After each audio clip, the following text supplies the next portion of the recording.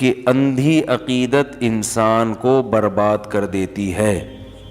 اور اندھی عقیدت ہوتی کیوں ہے؟ کبھی کسی کے گیٹ اپ کو دیکھ کے انسان متاثر ہوتا ہے، واہ واہ واہ واہ کیا نورانی چہرہ ہے. کبھی کسی کے جذباتی بیانات سے متاثر ہوتا ہے، نعروں سے. ہمارے ہاں عمل کو نہیں دیکھا جاتا، باتوں کو دیکھا جاتا ہے. نعرے، کام کیا کر کے دکھایا حضرت جی نے؟ وہ زیرو. نعرے بہت، کام نہیں دیکھا جاتا کہ کام بھی کچھ ہوا ہے کہ نہیں ہوا. تو نعرے بازی، جو عشق مصطفیٰ میں زیادہ جذباتی تقریریں کر رہا ہے، چاہے وہ لوگوں کو بدعتوں میں ڈال رہا ہو، سنت کے راستوں سے ہٹا رہا ہو، اس کو نہیں دیکھا جاتا. تو اس لیے سب سے پہلے کس چیز کو فوکس کرنا ہے میرے بھائی؟ عمل کو. عمل. میں نے پہلے بھی یہ بات عرض کی تھی، آج کل ایک بہت بڑی بدعت کیا ہے کہ علماء کو الگ سے دفنایا جاتا ہے کسی الگ جگہ پہ. بھئی یہ جو عام قبرستان میں جو عام مسلمان ہیں، یہ کیا مریخ سے آئی ہوئی مخلوق ہیں؟ یہ کوئی اور مخلوق ہیں؟ تو ان میں کیوں نہیں دفناتے؟ یہ کیا؟ مجھے یاد ہے بچپن میں ایک صاحب نے نا، کہیں لوگ بیٹھے ہوئے کھانا کھا رہے تھے، تو ایک صاحب نے اپنا جھوٹا گلاس پی کے رکھا. تو اب ان کا بچہ اپنے باپ کا جھوٹا نہیں پی رہا. تو باپ کو غصہ آیا کہ میں کوئی بھینس ہوں جو میرا جھوٹا پیتے ہوئے تمہیں شرم آ رہی ہے، یا میں کوئی گائے ہوں؟ مطلب یہ کہ میں کوئی اچھوت تو نہیں ہوں نا جو باپ کا بھی جھوٹا نہیں پی رہے تم. تو جیسے یہ ابا کی توہین ہے کہ بیٹا نہیں پی رہا، تو اسی طرح یہ عام مسلمانوں کی توہین ہے ایک قسم کی، کہ عام لوگوں کو الگ قبرستان میں دفن کیا جائے اور جو خصوصی پروٹوکول والوں کو الگ جگہ پہ دفن کیا جائے. جو نیک لوگ ہوتے ہیں ان کی خواہش یہ ہوتی ہے کہ ہمیں عام مسلمانوں کے قبرستان میں ہی دفن کیا جائے، تاکہ جو اللہ کی رحمتیں ان عام مسلمانوں پر پڑ رہی ہیں وہی رحمتیں ہم پہ بھی ہوں. صرف پیغمبر کی یہ خاصیت ہے، صحیح حدیث ہے کہ کسی بھی پیغمبر کی جہاں موت واقع ہوتی ہے پیغمبر کو وہیں دفن کیا جاتا ہے، اس جگہ سے ہٹایا نہیں جاتا. تبھی ہمارے نبی صلی اللہ علیہ وسلم کی جو قبر مبارک ہے، جہاں آپ کا انتقال ہوا امی عائشہ کے حجرے میں، وہیں دفن کیا گیا. پھر حضرت ابو بکر، حضرت عمر نے خواہش ظاہر کی کہ ہمیں نبی کے پہلو میں دفن کیا جائے، کیونکہ یہ دونوں نبی کے سب سے قریبی ساتھی تھے اور اللہ ان کو مقام بھی دینا چاہتا تھا، تاکہ جو درود و سلام کے نذرانے نبی صلی اللہ علیہ وسلم پہ پیش کیے جائیں اسی کے ساتھ آپ دونوں پر بھی سلام کیا جائے. تو اللہ آپ کے مقام کو بڑھانا چاہتا تھا. اس کے بعد جتنے صحابہ ہیں سارے جنت البقیع میں دفن ہوئے ہیں، الگ سے ان کی کوئی الگ قبر نہیں بنائی گئی. حضرت عثمان کو دیکھ لیں، حضرت علی رضی اللہ تعالی عنہ ہیں، جتنے صحابہ عشرہ مبشرہ ہیں، الگ سے ان کے نہیں کہ بھئی یہ چونکہ زیادہ بڑا مقام تھا ان کی قبر وہاں بنے گی، باقیوں کی یہاں بنے گی. تو جو مرنے والا ہوتا ہے اس کی تو یہ چاہت اکثر نہیں ہوتی، لیکن بعد کے مریدین کیا کرتے ہیں، وہ اپنے مشائخ کو، اپنے پیروں کو پروٹوکول دینے کے لیے الگ دفن کرتے ہیں. تو یہ عمل اللہ کو خوش کرنے والا نہیں ہے، اور اس سے شرک اور بدعت بھی پھیلتی ہے. کیونکہ جب آپ دیکھیں گے کوئی الگ سے قبر ہے، الگ سے پروٹوکول ہے، تو جن کے مزاج میں شرک ہوتا ہے وہ پھر اس کے ساتھ الگ سے کچھ کرنا شروع کر دیتے ہیں. قبروں کے طواف بھی ہوتے ہیں، قبروں پہ سجدے بھی ہوتے ہیں، قبریں اونچی بھی بنائی جاتی ہیں. صحیح مسلم کی حدیث ہے، رسول اللہ صلی اللہ علیہ وسلم نے حضرت علی کو حکم دیا کہ مدینہ میں جا کے دیکھو کوئی بھی تصویر نظر آئے یعنی جاندار کی، اس تصویر کو بھی مٹاؤ، اور کوئی قبر ایک بالش سے زیادہ اونچی ہے اس کو گرا دو. تو حضرت علی رضی اللہ تعالیٰ عنہ کو آپ صلی اللہ علیہ وسلم نے باقاعدہ اس کا حکم دیا. تو اس لیے میرے بھائی عقیدت میں اندھے ہو جانا اور شریعت کو چھوڑ دینا، اس سے اللہ بالکل بھی خوش نہیں ہوتا. اس سے پبلک بہت خوش ہوتی ہے، پبلک چلتی ہے نعروں کے پیچھے، پبلک کو جذبات سے ہٹ کے باتیں پسند ہی نہیں ہیں. اچھا پبلک کا جو مزاج ہے نا، ہم تو پبلک میں رہے ہیں، تقریریں بھی کی ہیں، بیانات بھی کیے ہیں. میں تو بیانات کر رہا ہوں، جب میں میرا خیال ہے 13-14 سال کی عمر سے میں نے بیانات شروع کیے ہیں, بالکل یعنی بلوغت کی دہلیز پہ جب قدم رکھتا ہے نا, تو میرے والد صاحب چونکہ بیان کرتے تھے تو مجھے بھی وہ دے دیتے تھے بیان.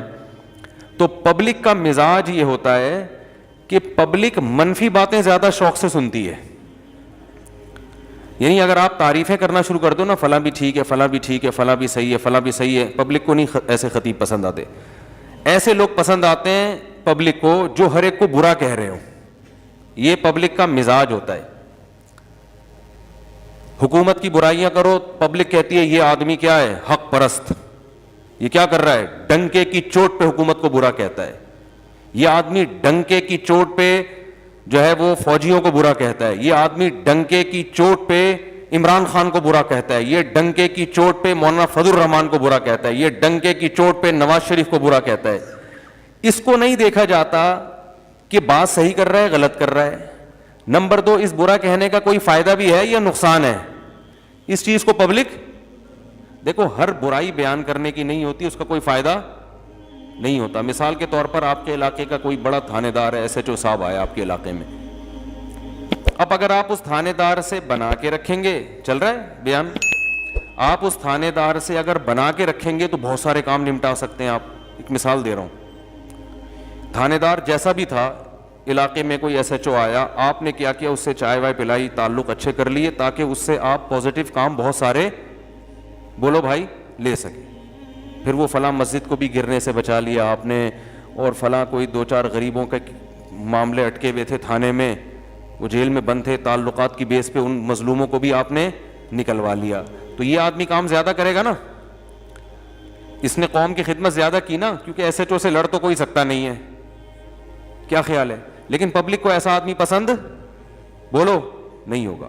پبلک کو وہ پسند ہوگا کہ ممبر پہ بیٹھتے ہی علاقے کے SHO کو برا بھلا کہنا شروع کر دے, یہ چور ہے, یہ رشوت خور ہے, یہ یوں ہے, یہ فلانا ہے, ڈمکانا ہے. کام دھیلے کا نہیں کرے گا ایسا آدمی, کیونکہ جب آپ نے علاقے کی پولیس سے ہی دشمنی مول لی ہے تو اب کام تو آپ سے کخ بھی نہیں ہو سکتا, بلکہ جو کام آپ کر بھی سکتے تھے نا وہ بھی نہیں پولیس رکاوٹ ڈالے گی, وہ بھی نہیں کرنے دے گی آپ کو.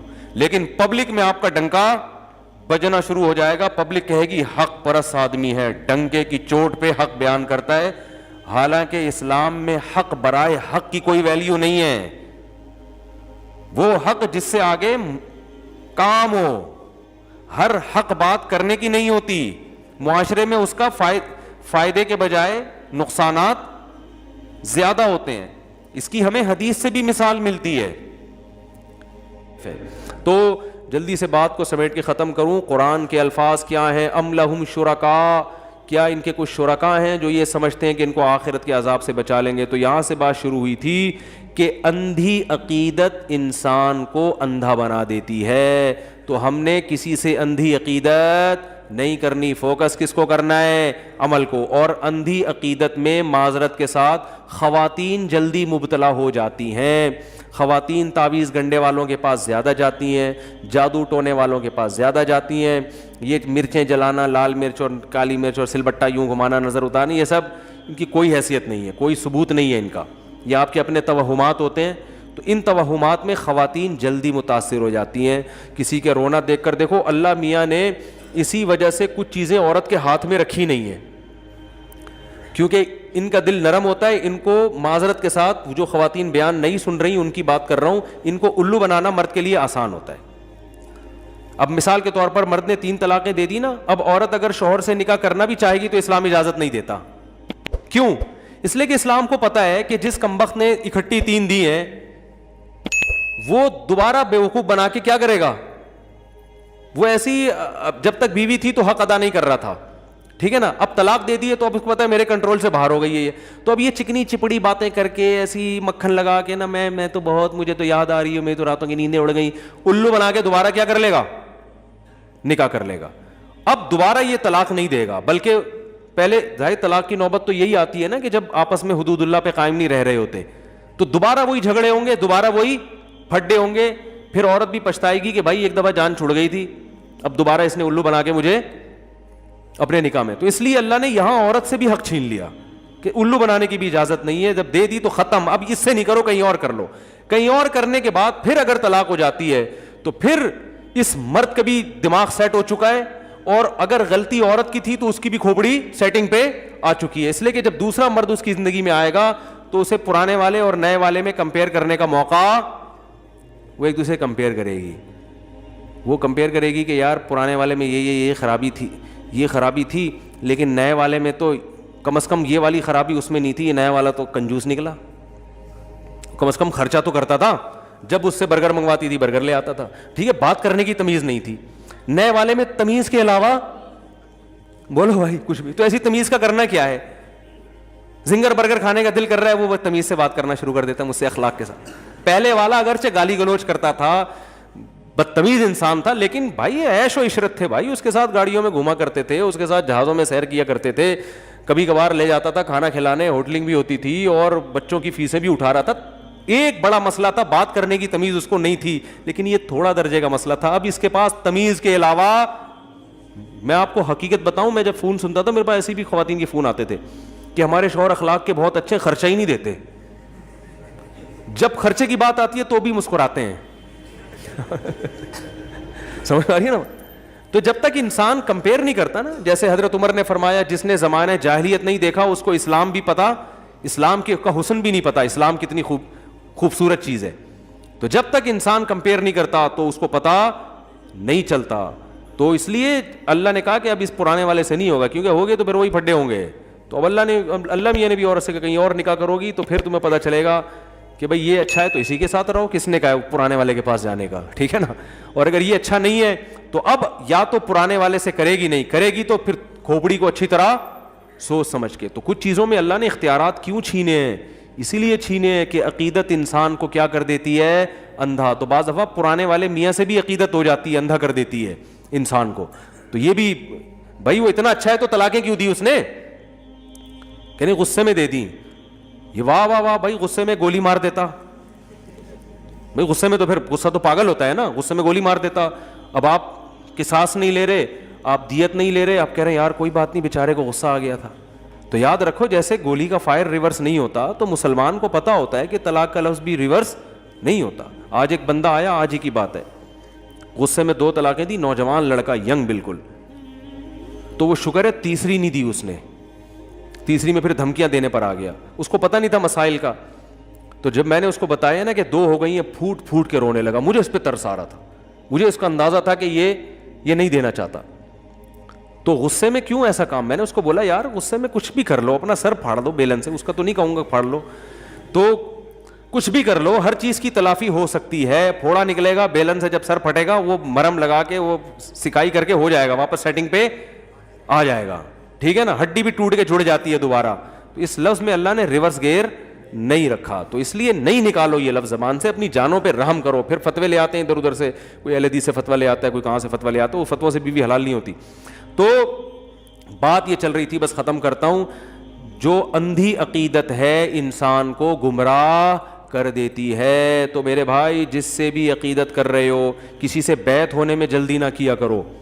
کسی بزرگ کا بیان ایک دفعہ سنا, بہت اچھا لگا, بیعت ہو گئے. او بھائی پہلے ان کی صحبت میں بیٹھو تھوڑے عرصے, ہو سکتا ہے یہی والا اچھا ہوا ہو, ٹھیک ہے نا. ہم جب چھوٹے بچے تھے نا, تبلیغی جماعت آئی ہمارے محلے میں, ایک بالکل دیہاتی سا بندہ تھا, بالکل سادہ, بیان اتنا اچھا کیا. میرے بہنوئی بھی یہاں بیٹھے ہوئے, ہمارے بچپن کے دوست ہیں, تو ان کو بھی وہ واقعہ پتا ہے. اتنا اچھا بیان کیا کہ ہم دونوں بڑے متاثر ہوئے. ہماری عمر اس وقت 17 سال ہوگی, 16 سال ہوگی. ہم نے کہا یار دیہاتی ایک گنوار آدمی, بیان بڑا ٹائٹ کیا اس نے. تبلیغ بیان ہوتا ہے نا جماعت میں. اچھا ہم بڑے متاثر ہوئے. اگلے دن ہم بیٹھے, ان کا پھر بیان تھا, پورا وہی بیان دوبارہ. تیسری دفعہ بیان سنا, وہ اصل میں رٹا ہوا تھا, انہوں نے کسی کا بیان سن کے رٹ لیا, وہی A to Z وہی. اب پہلا بیان سن کے ہم بیعت ہو جاتے ہیں کہ یار آپ کتنا زبردست, اللہ نے نالج آپ کو دی ہے, کیا خاندانی بیان, بیعت ہو جاتے. اگلی دفعہ پھر وہی, اگلی دفعہ پھر وہی. ہم کہتے ہیں بھائی یہ تو ٹیپ ریکارڈ سے یاد کر کے آیا ہے بندہ. تو اس لیے کسی سے تعلق قائم کرنے سے پہلے ہمارے حضرت فرمایا کرتے تھے, شیخ کا انتخاب کوئی دیگ کے چاول کی طرح نہیں ہے کہ 2 چاول آپ نے چکھے اور پوری دیگ پہ حکم لگا دیا کہ بریانی تیار ہے, ٹھیک ہے نا. کسی سے عقیدت کرنے کے لیے, اس کو اپنا مقتدا رہبر بنانے کے لیے آپ کہ ضروری ہے کہ کچھ عرصے اس کے بیانات مستقل سنے جائیں. سمجھ میں آ رہی ہے بات؟ اور اگر موقع ملتا ہے کوئی معاملات کرنے کا تو معاملہ کر کے بھی دیکھو. شیخ صاحب کو قرض دے کے دیکھ لو, اتنا کہ جو اگر لے کے بھاگ جائیں تو افورڈ کر سکو آپ. دیکھو ٹائم پہ واپس کر رہے ہیں کہ نہیں کر رہے. اگر واپس ہی نہیں کرتے اس کا مطلب یہ خود ہی معاملات میں سیدھے نہیں ہیں. آپ کو کیا انسان بنائیں گے بھائی, ٹھیک ہے نا. نماز ہے اور بہت سارے معاملات ہیں. تو مسلمان بے وقوف نہیں ہوتا, نہ اسے بے وقوف بنانا آسان کام ہوتا ہے. مسلمان کی کھوپڑی بہت تیز ہوتی ہے. قرآن بار بار کہتا ہے ان فی ذلک لآیات لأولی الالباب, اہل عقل کے لیے اس میں نشانی ہے, عقل والوں کے لیے. تو پتہ چلا کہ قرآن تو ہے ہی عقل والوں کے لیے. جن کی کھوپڑی کام نہیں کر رہی ان پہ قرآن تو ان کو لفٹ ہی نہیں کراتا. تو ان کی کھوپڑی کام کر رہی ہے, بیدار مغزی کے ساتھ چلتے ہیں, زندگی گزارتے ہیں, ان سے قرآن. اور لوگوں کی اکثریت سے متاثر مت ہو. پبلک کی کثرت دیکھ کے اتنے جھمگٹا, پبلک جمع کرنا سب سے آسان کام ہے دنیا میں. پبلک ایسے بھی جمع ہوتی ہے. بس یہ واقعہ سنا کے بیان ختم کرتا ہوں. ہم جب اسکول میں پڑھا کرتے تھے پبلک جمع کیسے ہوتی ہے, پبلک کو دیکھ کے جمع ہو جاتی ہے. بعض دفعہ اتنے لوگ ہیں تو چلو یہ بندہ بہت اچھا ہے, ہم بھی آ جاتے ہیں. حقیقت ہے ایسے جمع ہوتی ہے پبلک. ہم جب اسکول میں پڑھتے تھے, میرا خیال ہے 7ویں کلاس کا واقعہ یہ, تو ہمارے اسکول میں ایک چھوٹا سا بادام کا درخت تھا. ایک دن کیا ہوا, اس بادام کے درخت کے نیچے کوئی چھوٹی سی رسی پڑی ہوئی تھی. ایک لڑکا وہاں جا کے کھڑا ہو گیا نا, وہ ناٹک کر رہا تھا یا حقیقت میں واللہ عالم, وہ کھڑا ہو گیا دیکھ رہا ہے یہ کیا ہے, وہ سانپ تو نہیں ہے. حالانکہ وہ سانپ وہاں کہاں سے آ گیا, کوئی جنگل میں تھوڑی تھا اسکول. ایسے ہی رسی پڑی ہوئی, دیکھ رہا ہے سانپ تو نہیں ہے. 2-4 لڑکے اور بلا لیے. اب وہ ان کو بھی روک کے رکھا, تھوڑا کھڑے رہو نا. اب طلبہ جمع ہونا, اب پبلک کو دیکھ کے آ رہی ہے. او بھائی اتنا رش, ہم بھی جا رہے ہیں یار, یہ ہے کیا, ہم بھی جا رہے ہیں دیکھنے کے لیے یار, کچھ تو ہے جو اتنے لوگ ہیں. وہاں جا کے دیکھا کچھ بھی نہیں ہے. اب جب بچوں میں شرارت ہوتی ہے تو ہم نے کہا جب ہمیں ٹوپی کرائی ہے تو ہم بھی بعد والوں کو کیا کرائیں. پھر بچے تو کراتے ہیں نا ٹوپیاں, کہ بھائی وہ جھوٹ تو نہیں بولتے تھے ہم الحمدللہ. ابے بھائی دیکھ لو جا کے, ایسے گھما کے نا, ابے دیکھ لو. ہم نے کہا اسکول کی شرارتیں بڑی ٹائٹ ہوتی تھیں. اسکول میں ہم جب صبح لائن میں کھڑے ہوتے تھے نا, اب صبح جب پرے کا ٹائم ہوتا ہے نا تمام اسکولوں میں, تو اس لائن میں کھڑے ہوئے ہیں تو ایسے ہی کسی کے پیچھے سے کان میں نا ایسے مارا ہے. وہ غصے میں دیکھتا ہوتا آگے پارسل کر دے. اس کو کیا بولتے ہیں, ویسے کوئی ٹینشن ہو رہی ہے نا, آگے پارسل کر. وہ پھر آگے مار دیتا تھا. وہ غصے میں دیکھتا تھا کیوں مارا, کہہ رہا آگے پارسل کر. ٹھیک ہے نا, یعنی کوئی ٹینشن ہو رہی ہے تو آگے پارسل کر دے نا. تو یہ اسکول کی شرارتیں ہوتی ہیں. اب تو بچوں نے شرارتیں بھی, برگر ٹائپ کے بچے آ رہے ہیں یار, نہ شرارتیں بھی نہیں کرتے. ہم تو نماز میں بھی جب چھوٹے بچے تھے, تراویح میں اتنی شرارتیں ہوتی تھیں. کھیل رہے ہوتے تھے, جیسے ہی سلام پھیرنے کا ٹائم ہوتا ہے ایسے نیک صوفی بن کے اتحیات میں آ کے بیٹھ جاتے تھے. بچوں پہ یہ شرارتیں اچھی لگتی ہیں, سمجھ رہے ہو. تو ٹھیک ہے مسجد کی انتظامیہ کو چاہیے کنٹرول کرے بچوں کو, لیکن بچہ تو انہی شرارتوں کے ساتھ ہی اچھا لگتا ہے بھائی. اس کو اتنی, ہم تو ایسے کرتے تھے, ایسے تمیز سے آگے نا بیٹھ جاتے جیسے سب سے خشوع و خضوع سے ہم نے ہی نماز پڑھی ہے. اب وہ پیچھے پتہ ہی نہیں چل رہا ہوتا تھا نمازیوں کو کہ ان میں شرارت کس نے کی ہے. اب وہ بیچارہ اس کا اپنا مزہ ہے, ٹھیک ہے, کنفیوژن میں ڈالنے کا. حکیم الامہ مولانا شرف علی تھانوی رحمہ اللہ تعالیٰ کو کسی نے اپنا بچہ لے جا کے پکڑا دیا, گود میں بٹھا دیا. اب وہ بچہ آرام, اس کو اتنا ڈرا دیا اس نے کہ یہ بڑے بزرگ ہیں, آرام سے وہ بچہ ڈر گیا. حکیم الامہ نے تھوڑی دیر میں کہا یہ کوئی بچہ ہے, یہ تو بچے تو وہ ہوتے ہیں تو شرارت کریں, داڑھی پکڑ کے کھینچیں, ادھر سے ٹوپی پکڑ کے اتاریں.